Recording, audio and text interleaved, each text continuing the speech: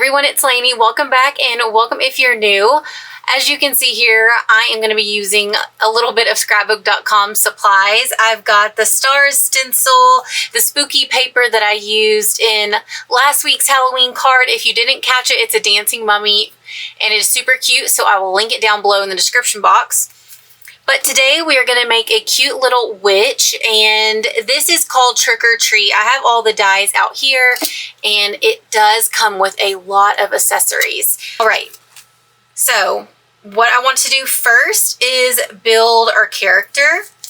So let's go ahead and move that stuff aside. And I did pull some cardstock along with obviously the pattern paper here, but this is Concord and 9th. We've just got your standard brown and black, and then this is their wheat, I believe, and this is for the broom. As for the body itself, oh, that's my card base. As for the body itself, I don't have neutral color cardstock, so what I'm going to do is bring in an alcohol marker and color the white paper the color that I need it, which is the skin tone.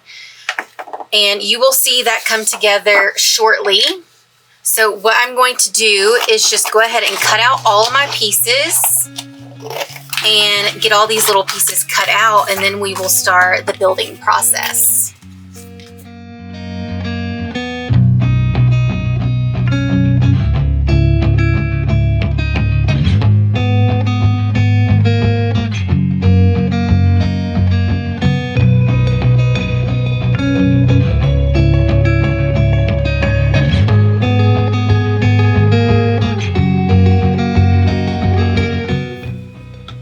All right, I have all the die pieces cut out and they are still on the magnetic magic mat there. So I'm just gonna push that aside.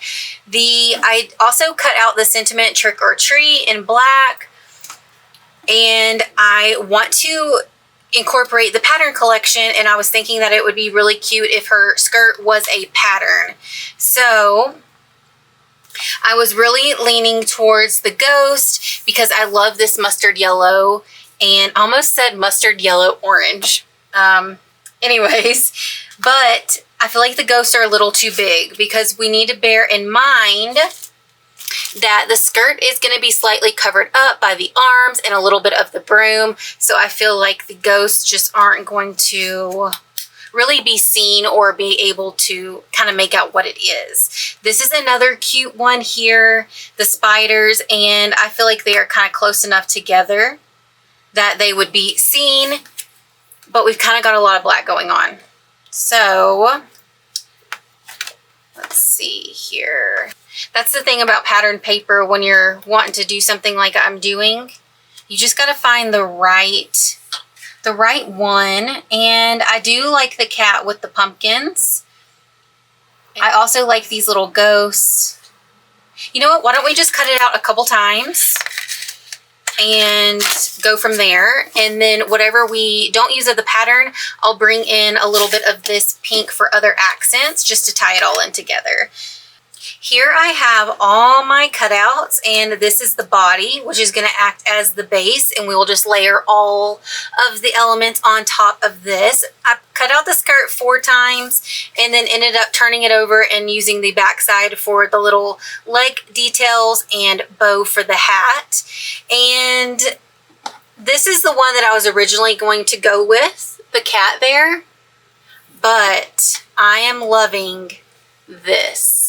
And I also like that there's not a lot of black in the skirt because there's a lot of other black details that I'm going to be incorporating into the card.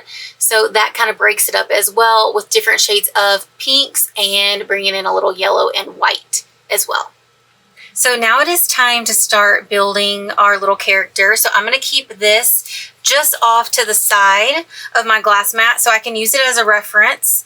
And I did say earlier, I did cut out the sentiment already, so I'm going to move that aside.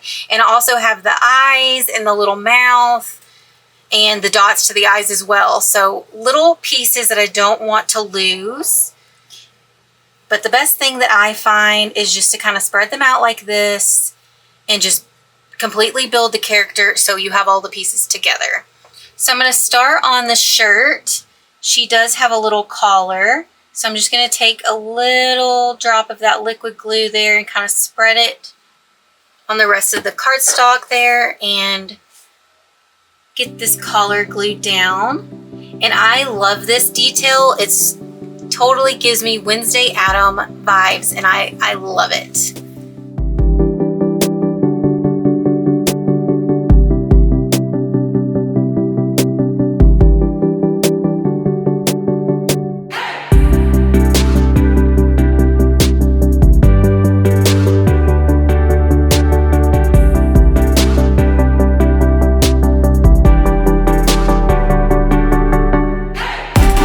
So I kind of just layered things on top of each other just to kind of make sure that that was the placement. I am not liking this color pink for the leg details and the bow. There's just not enough of this color pink in this little pattern here. So I think I'm going to pull maybe another pink from my Concord and 9th and kind of see what that looks like. But as you could see there, the hat, the hair, the body, and then the bangs all kind of layer on top of each other. So we've got the back of the head gluing to the hair. Okay, and based on this picture here, the hair goes underneath the skirt or right at it. So that's kind of where you know where your placement is, right? Okay, and then we need to add a little glue to the back of the hair here, and then position the hat, but being mindful that I need to leave a little room for the bow on the hat. And we're not going to use this color, but I can use it for placement. Okay, and I think that that's a good placement there. So I'm just going to press that down until it gets adhered so there's no shifting. Righty, and then the last piece is the bangs. Uh-oh, I went a little too far up with that glue. And then my wax tool didn't really have a good stick on that piece of cardstock there. We'll try to get the bangs straight and get this position before that glue dries too much, because I feel like she's a bit crooked at this point. Okay, and I'm going to use the metal piece on the other end and swipe this glue up so it doesn't dry on there, and then just clean up the rest of this. Okay. And it also had the little cutout for the hands. So again, the body and the hands are in white, and we are going to use our alcohol marker to color it a skin tone color because it's all I have.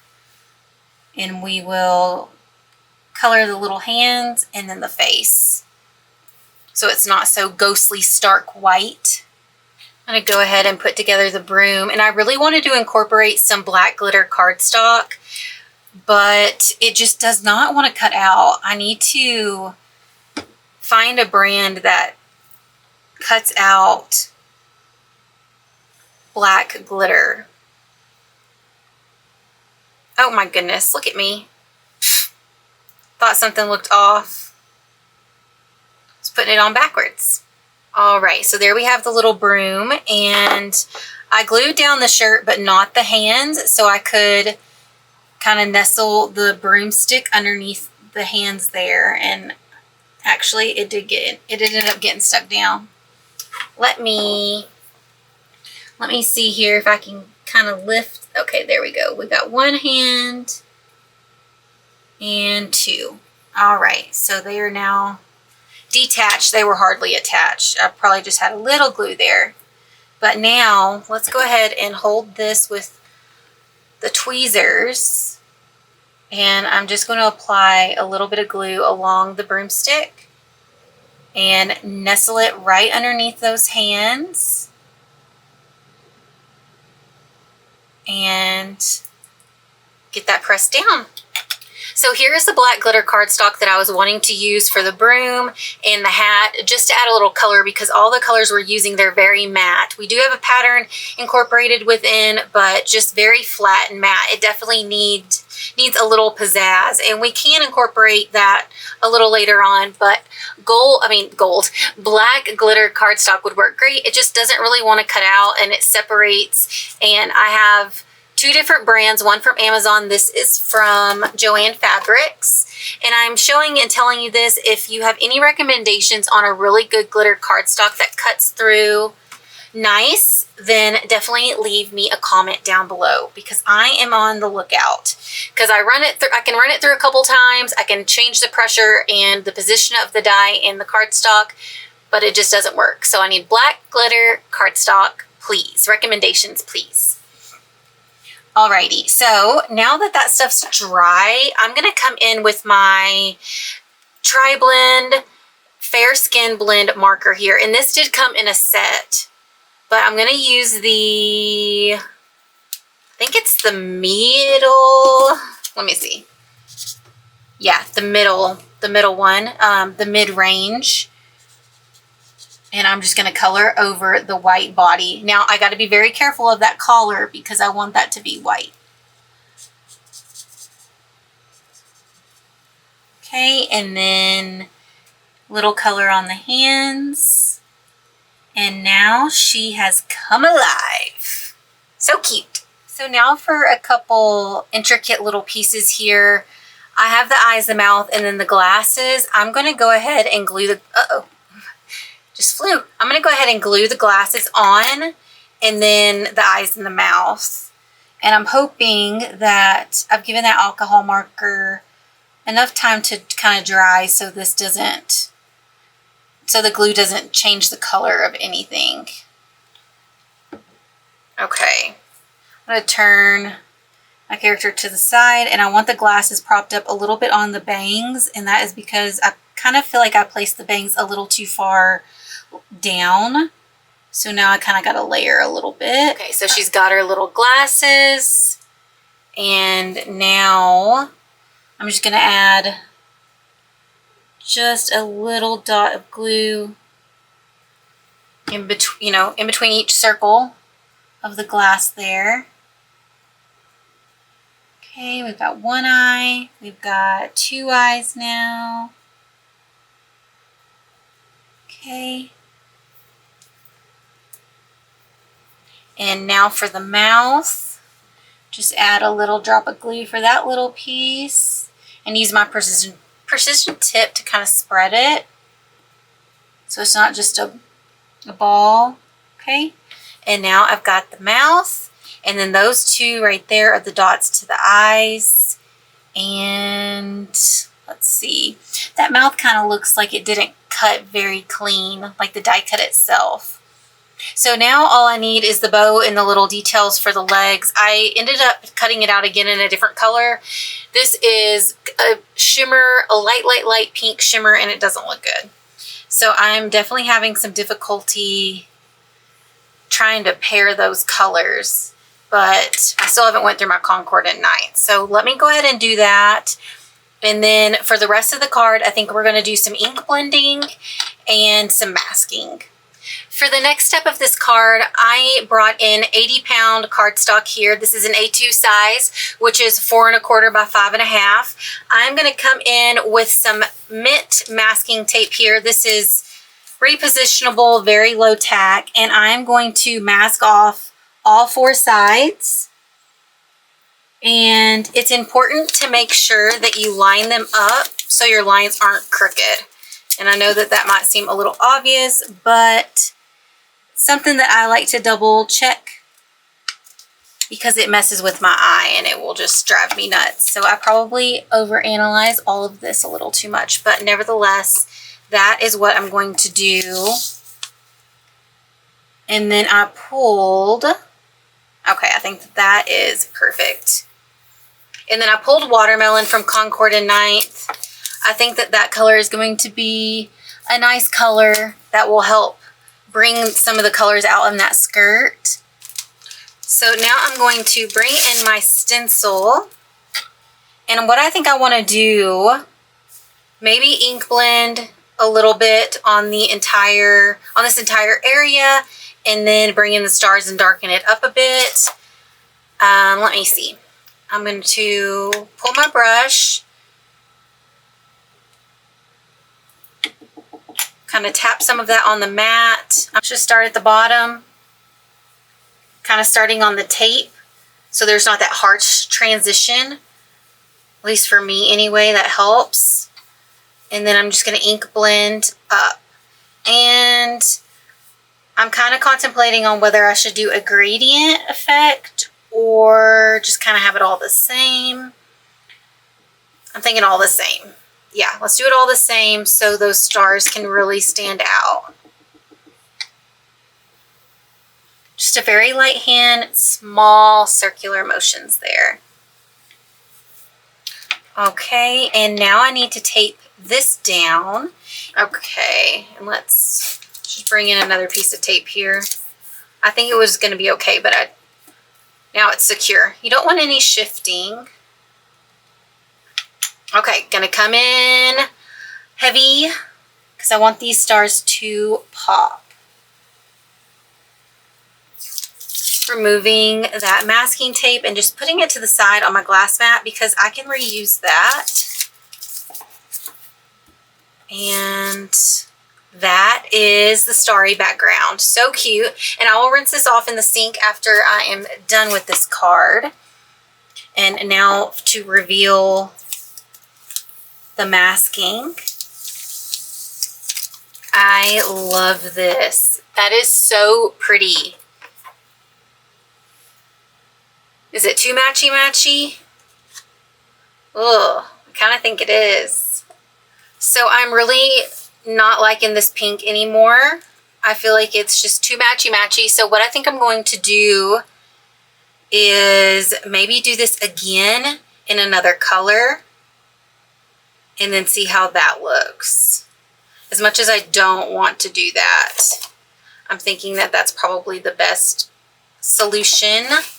I feel like it needs more of an orange undertone rather than all this pink. Well, third time was not the charm.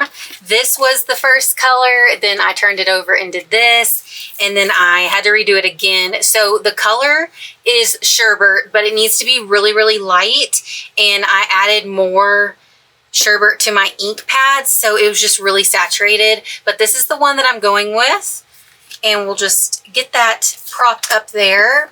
And let me bring in her so you can see the color difference there in comparison to the pink. So which one would you have gone with? The sherbet or this pinker one? First choice or the second choice? And I'm gonna go with the second choice. And I brought in some foam tape along with some non-stick scissors. And this is quite thin in terms of width. So I'm gonna have to add a little bit more strips to this panel. All right, removing the last backer here so I can get the panel attached. And this is measuring 3 3/4 by 5 inches. And I definitely want to build her up too. And I'm thinking more to the right side and then trick or treat somewhere over to the left. Got to take a little tool here to help pop out these little centers. And I have an exclamation point, but it looks like I lost it. I like the position of this, so I'm going to go ahead and make this permanent. And what I'm thinking about doing is actually, let's just cut this in half to build up our character here. And for the legs and the little feet, I'm actually going to just take my scissors and cut these little pop dots in half, and then use my weeding tool here to place those down and try to get them right on that curvature of the foot so they aren't peeking out, but they are supporting the legs.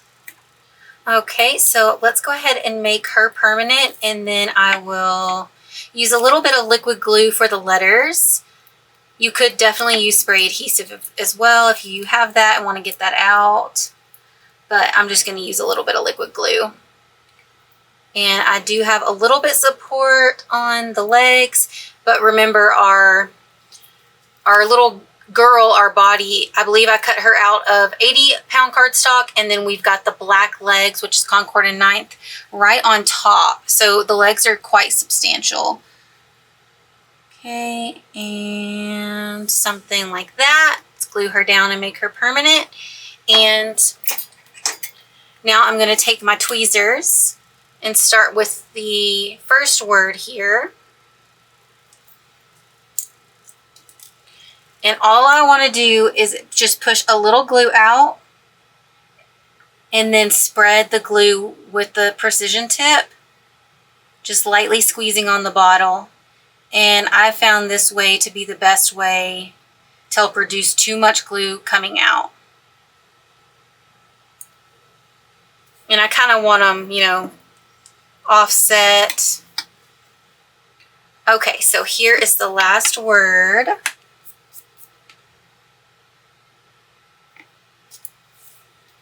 Okay, and then let's dot the I.